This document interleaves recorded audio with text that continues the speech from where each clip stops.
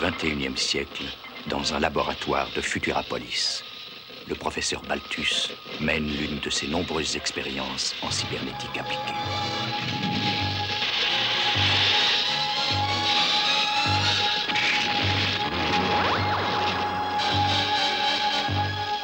Coupez le courant!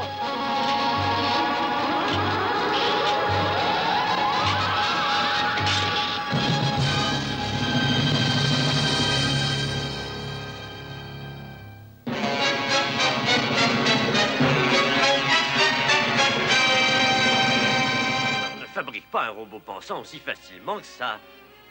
Oui, je sais, monsieur le ministre, je sais que j'en suis à mon 4e échec, mais je suis sur la bonne voie et je vous promets des résultats probants pour la fin de la semaine. C'est cela, mes respects, monsieur le ministre. Chut, pas de bruit.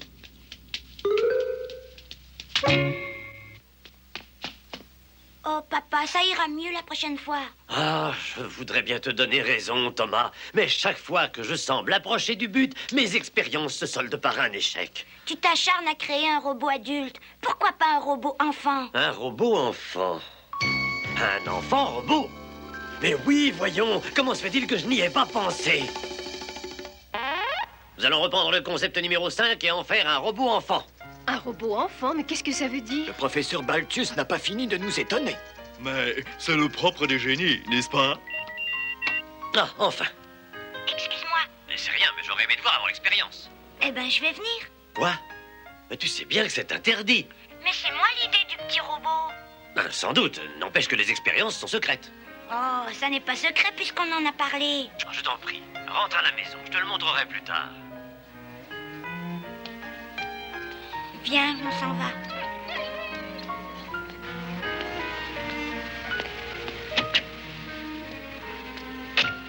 Interdit ou pas, je fonce au laboratoire quand même. Toi, rentre à la maison.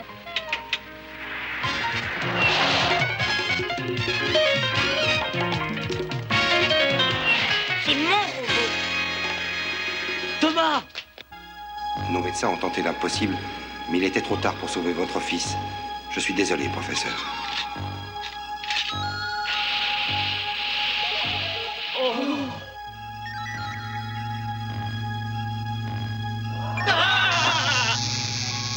Professeur Balthus, je vous supplie de bien réfléchir avant d'aller plus loin. Une telle puissance concentrée dans un petit robot, ça peut être dangereux. Écoutez, s'il en est un qui doit juger du danger, c'est bien moi. Pour toi, Thomas. Je ne fais ça que pour toi. Allons-y.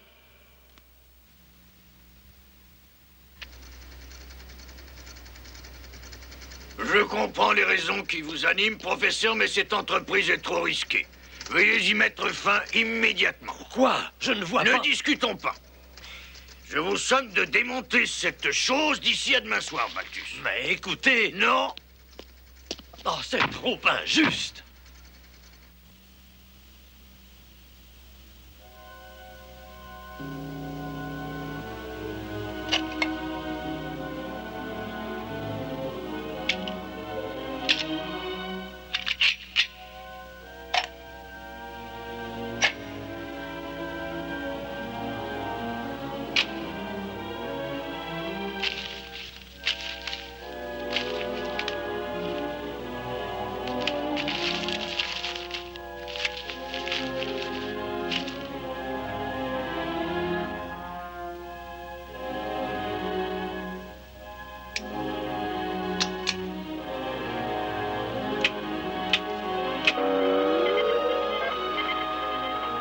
Et maintenant, en mémoire de mon fils Thomas qui l'aurait tant souhaité, vis.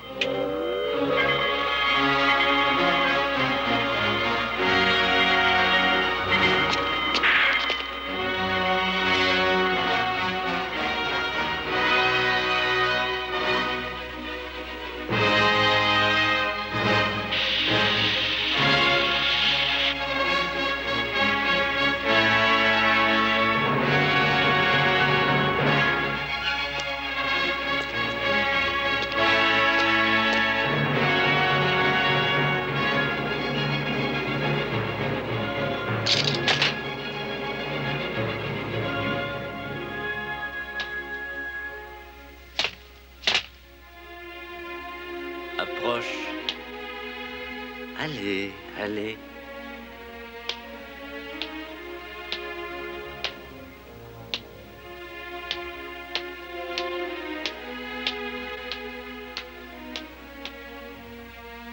Ah, tu ne peux pas comprendre. Non, non, tu ne peux pas. Dis bonjour. Allez, dis bonjour, mon petit. Bonjour. Ah, Thomas, comme tu serais content.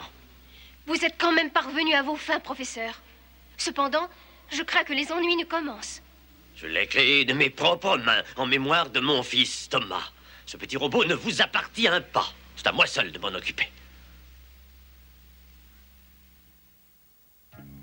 Arbre. Fleur. Moi, pas de barbe comme toi. Ah, tu as fait vraiment de gros progrès. Fenêtre. Oh, demande pardon, Tommy. Pardon, Tommy. Chaise.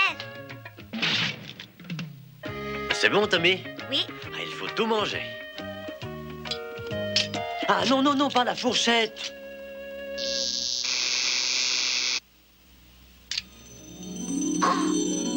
Hé, t'en vas pas. Attends-moi, j'arrive. Oh.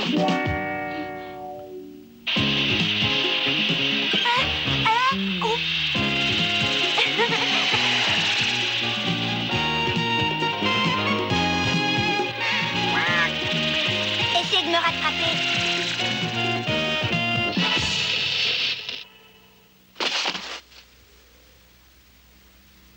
Plume? Allez, dis bonjour à Tommy. Allez, viens, viens, c'est Thomas. Donne la patte. Allez, ta patte. Ici. Oh, vieille bourrique. Quelque chose qui ne va pas? Réponds-moi.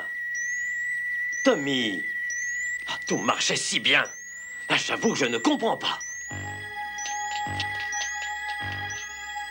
Allô, Myriam? Je pense qu'il a dû se produire un court-circuit causé par une surcharge électrique. Faites-le examiner par l'un de vos électroniciens. Oui, c'est ça, hein, pour que tout le monde l'apprenne. Vous n'y pensez pas, vous savez bien que ça doit rester entre vous et moi. J'ai besoin de votre aide, Myriam. Bon, très bien. J'arrive. Mon Dieu, Thomas!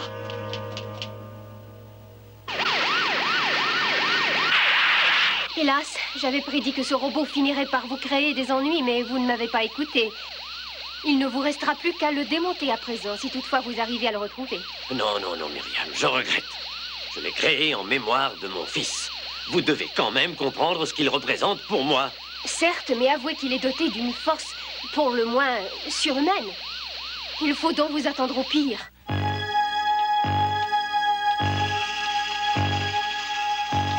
Salut, tu veux jouer avec nous? Oh oh, viens, il a une drôle de tête.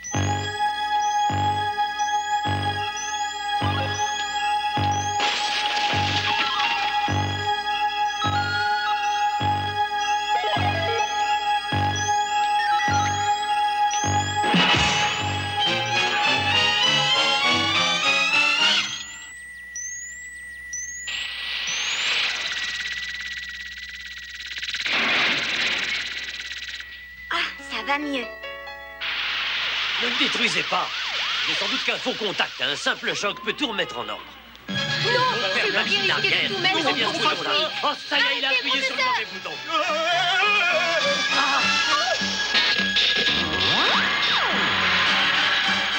Vous avez tout court-circuité, sauf qu'il peut.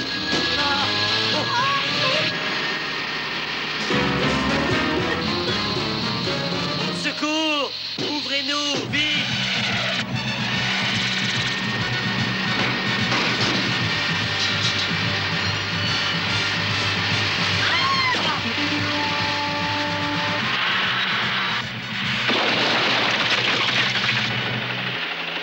Alerte générale!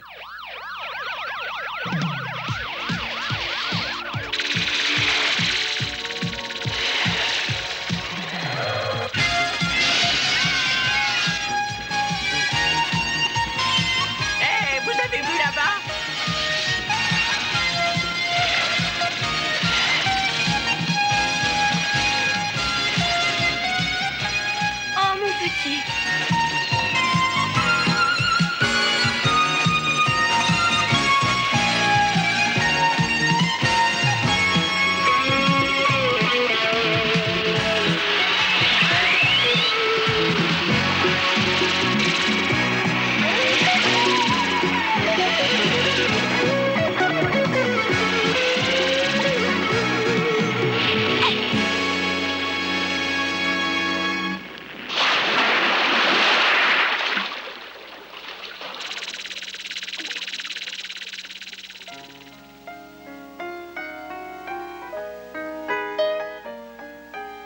Maintenant, notre secret est rompu.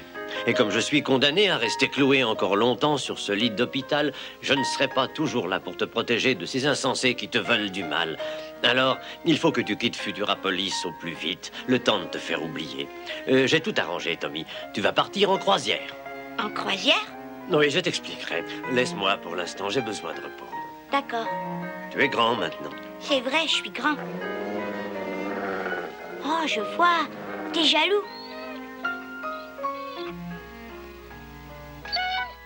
À ce soir. Ne te fais pas remarquer, hein? Ne dis jamais que tu es un robot. Et surtout, promets-moi de ne pas communiquer avec moi. Sous aucun prétexte. On se reverra d'ici 2 mois, quand il n'y aura plus de danger ni pour toi, ni pour moi. Le repas va être servi dans la grande salle de réception.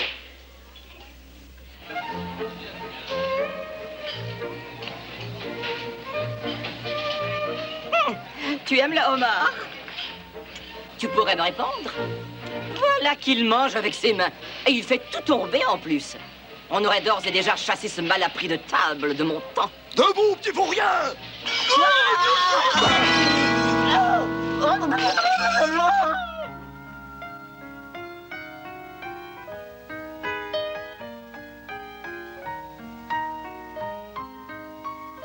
Tu es grand maintenant. Tu es grand maintenant. Tu es grand maintenant.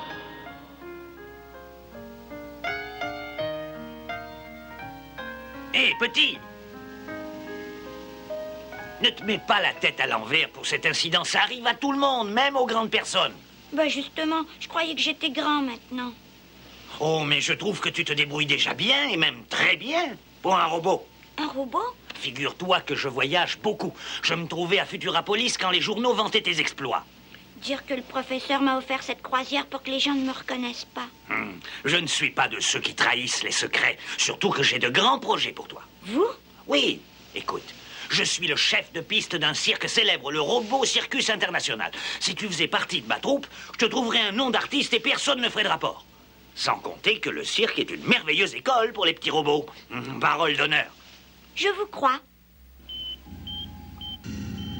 Obstacle droit devant. Il n'y a pas de récif par ici. Serait-ce un navire à la dérive?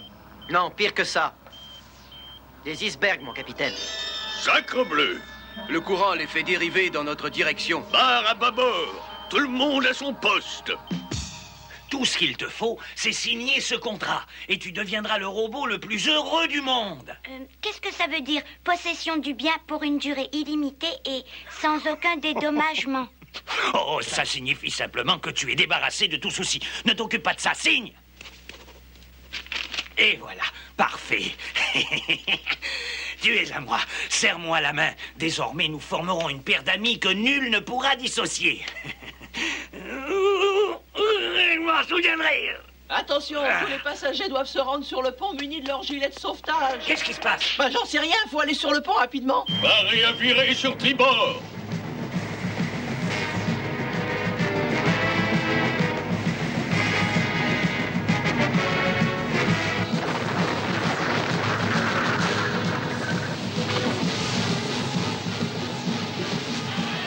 Veuillez garder votre calme et suivre les instructions.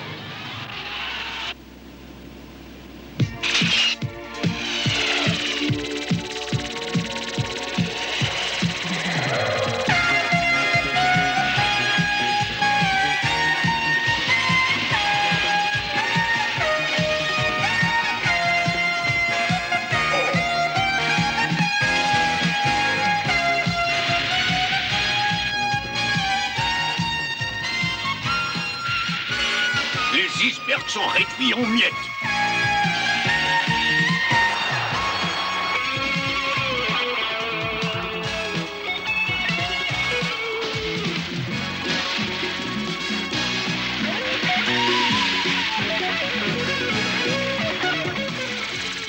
Tout danger semble écarté.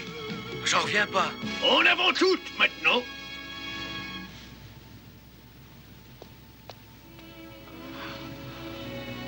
Je me sens à plat.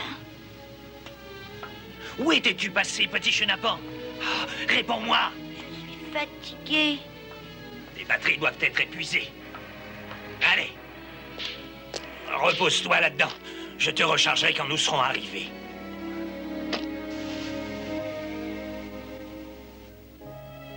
Maintenant, je suis grand. Je suis grand.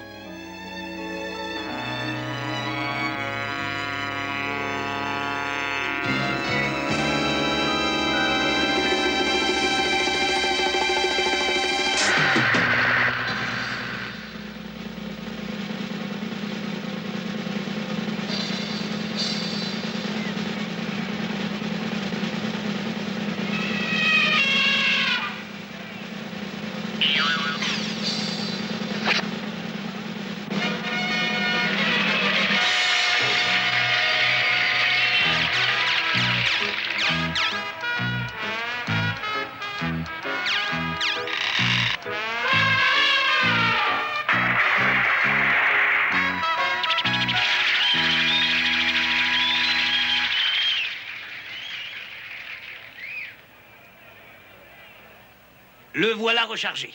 Cela dit, je t'ai trouvé un nom pendant la fin du voyage. Tu t'appelleras Astro dorénavant. Il a pas l'air bien vaillant, votre Astro. Je sais, mais il pourra peut-être nous être utile. Catherine, je te charge de lui en attendant. Oh, j'en ai déjà par-dessus la tête à m'occuper de toute cette tribu de robots. Ça ne va pas être facile de lui apprendre quelque chose. J'ai l'impression qu'il a le crâne vide. J'ai un cerveau, moi. Oh. Première leçon, on ne répond pas sur ce ton à une vedette internationale comme le Foudroyant. Je vais t'apprendre le respect, moi. Monsieur le Foudroyant, en piste. J'y vais. Après tout, le Foudroyant est aussi un robot. Est-ce que vous le fouettez comme moi? C'est un robot exceptionnel, pas un petit tas de ferraille assemblé de briques et de brocs comme j'en connais certains, hein? Viens, Astro, suis-moi et tu vas voir.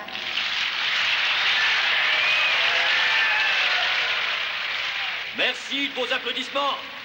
Et maintenant, mesdames et messieurs, le clou de la soirée. Préparez-vous à retenir votre souffle. Le robot va s'élancer sur son trapèze et traverser un champ magnétique de très grande intensité sans aucune protection spéciale. Pourra-t-il réussir ce tour de force? Aucun robot ne peut résister à une telle décharge. Il faut une précision à la fraction de seconde près pour réussir un numéro pareil.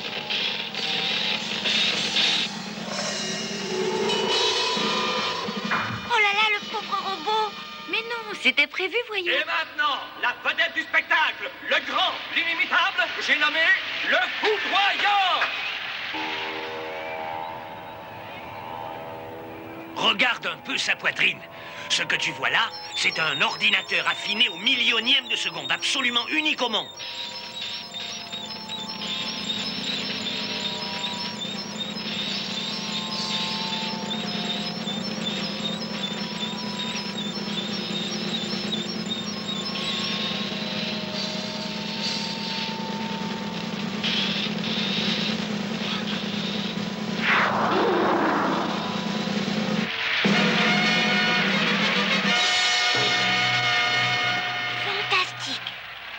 J'ai voulu que tu vois ce que c'est qu'une vraie vedette. Mais maintenant, allez au travail. Au cours de notre prochaine émission, nous verrons Astro s'amuser et trembler avec les spectateurs du cirque des robots. Hélas, les belles promesses de Roberto n'ont pas tenu longtemps. Astro est là pour travailler, et à la moindre erreur... Ah, bien sûr, les drames sont parfois évités de justesse, mais que peut-on faire face à des animaux robots subitement déchaînés? Astro pourra-t-il sauver le cirque?